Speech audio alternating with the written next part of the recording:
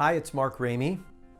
So today I wanted to talk about what it would be like when buying a home for the first time. Actually, some things that you might want to consider. Okay? So the first thing that I want to share with you, and the question that you might want to ask yourself is, are you financially prepared to make this decision? Typically, a buyer, when purchasing a property, if they don't have the cash to pay for it outright, they're going to be getting a mortgage.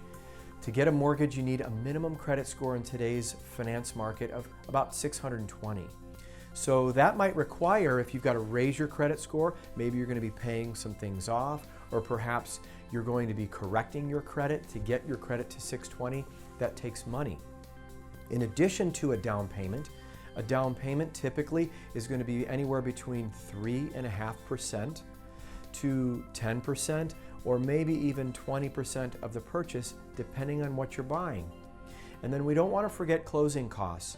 Closing costs most often are going to run between 3 and 4% of the purchase price. So for example, if you're buying a $200,000 property, that 3% could be $6,000.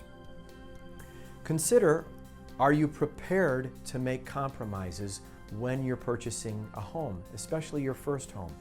What I mean by that is if your approved value, in other words, what you can get financed for a mortgage is, let's say, $200,000, and you're looking at homes in a neighborhood that you really, really like, and they're $250, or maybe they're $300. Are you willing to consider another location? Are you willing to consider maybe a home that might be a fixer-upper in order to get the location, or perhaps you move to another location to get the features? These are things you'll want to consider. The other thing that you'll want to take into consideration is will owning a home pay off for you in the long run? Well, when I was 20 years old, my dad, when I lived at home, he asked me to go get my bank book. And you may not even know what that is, but when I was 20, we had these little books that you brought to the bank and they kept your balance current. And so I went and got my bank book. My dad looked at it and he said, "You're going to buy a property." I said, "What?" He said, "Yeah, you're going to buy a property." And I was scared to death.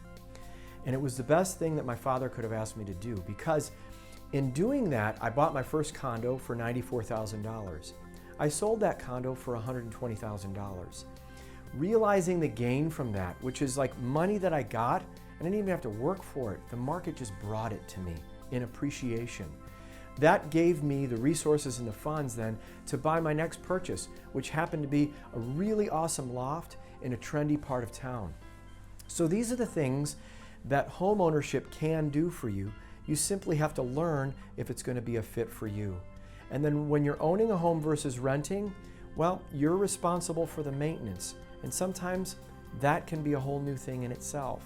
So if you have further questions about the buying process and if it's right for you, please give us a call. The contact information is included right below the video that I'm doing today.